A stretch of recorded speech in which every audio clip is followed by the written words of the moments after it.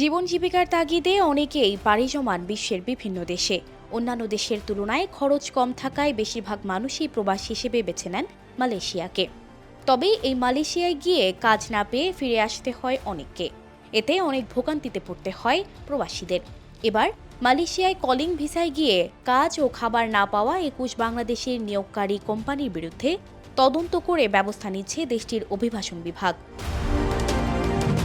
২১ বাংলাদেশি নিয়োগকর্তার বিরুদ্ধে ব্যক্তি পাচার বিরোধী এবং অভিবাসী আইন অনুযায়ী তদন্ত চলছে।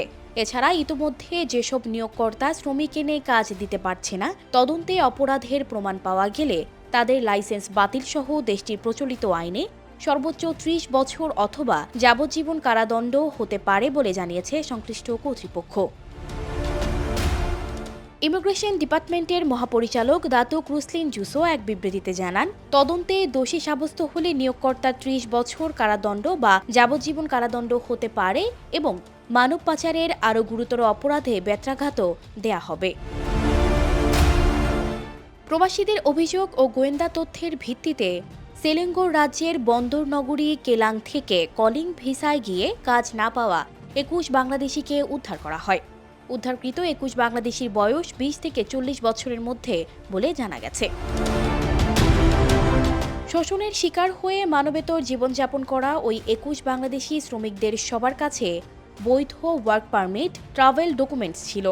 তবে তাদের সবার পাসপোর্ট নিয়োগকর্তার কাছে জমা রয়েছে বলে জানিয়েছে পুলিশ। পরবর্তী পদক্ষেপ গ্রহণে ২১ বাংলাদেশি শ্রমিককে পুত্রাজায়া ইমিগ্রেশন সদর দপ্তরে তাদের হেফাজতে রাখা হয়েছে।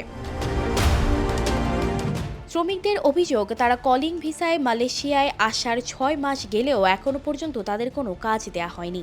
বেতন, খাবার খরচ, অন্যান্য সুযোগ সুবিধা না পাওয়ায় তারা মানবেতর জীবনযাপন করছিলেন। প্রাথমিক তদন্তে এই অভিযোগগুলোর সত্যতা মিলেছে বলে জানিয়েছে ইমিগ্রেশন মহাপরিচালক। সানজিদা রহমান, প্রবাস খবর।